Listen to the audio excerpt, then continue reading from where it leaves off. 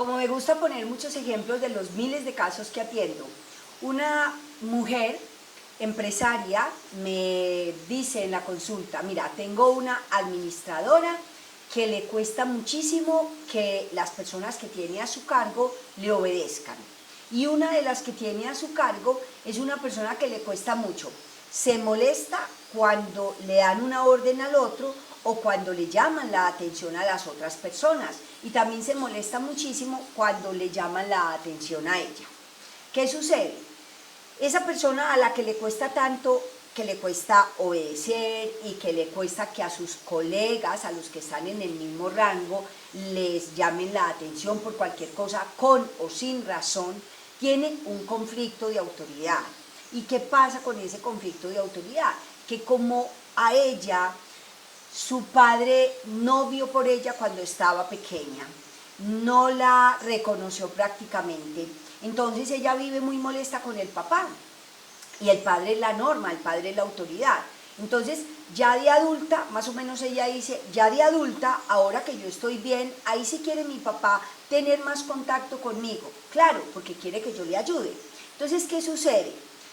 Que ese conflicto de autoridad que esa chica tiene con su padre lo lleva, por supuesto, no solo a la empresa, sino a todos los lugares donde a ella le vayan a dar órdenes, la vayan a mandar o le digan que haga algo, o donde vea que a otros les están llamando la atención, pues a quien está viendo es a su papá, ahí, es a su papá. Entonces, por eso yo normalmente le digo a la persona, en ese caso, por ejemplo, a esa jefe, le digo, bueno, pues hay que trabajar con tu administradora y que ella descubra qué pasa que a ella le cuesta conseguir que sus subalternos le hagan caso. ¿Por qué? De quienes trabajamos y hablamos de la ley del espejo, decimos para el inconsciente, porque además es una ley del inconsciente, para el inconsciente el otro no existe, todo es yo, lo que yo veo ahí afuera es lo que está en mí, y hay dos opciones, ¿sí? Yo veo cualquier cosa que me moleste en el otro, y entonces una opción es, si es de un comportamiento que me molesta mucho en el otro, quizá yo estoy igual o me comporto, actúo igual que esa persona.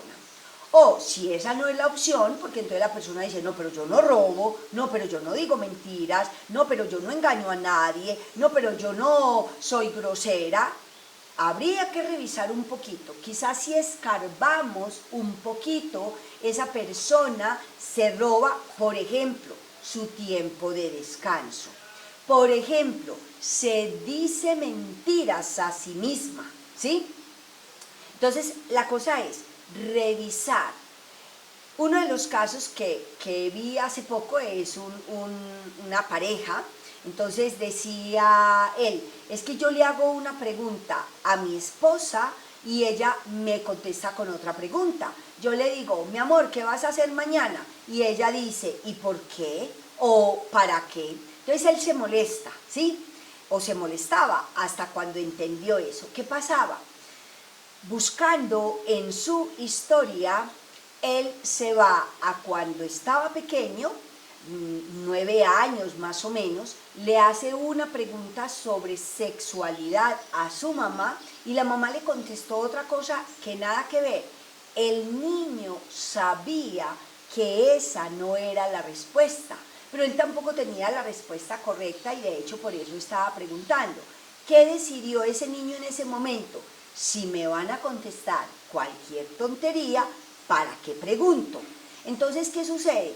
Que sigue atrayendo a su vida personas a las que le hace una pregunta para que le contesten una tontería, como por ejemplo, contestarle con otra pregunta.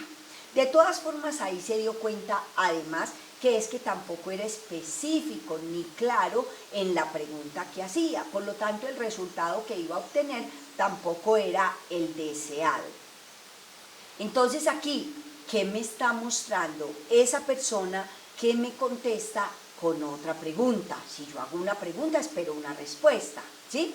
Bien, con lo de la persona que le molesta que le llamen la atención a otro compañero o compañera, que se la llamen a sí misma. De hecho, había dejado varios empleos porque tenía ese conflicto de autoridad. ¿Hasta cuándo? Hasta que comprende, es que a quien yo estoy viendo en todos los jefes, sean hombres o mujeres, como son una figura de autoridad, en realidad a quien veo no es a esa persona en sí, sino que veo es a mi papá, ¿sí? Entonces esas son las dos opciones. Una, yo soy o me comporto como el otro, o la segunda es, yo tengo algo para sanar al respecto.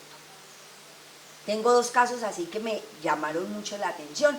Una mamá joven que consulta porque no, es que el hijo, no sé qué historia.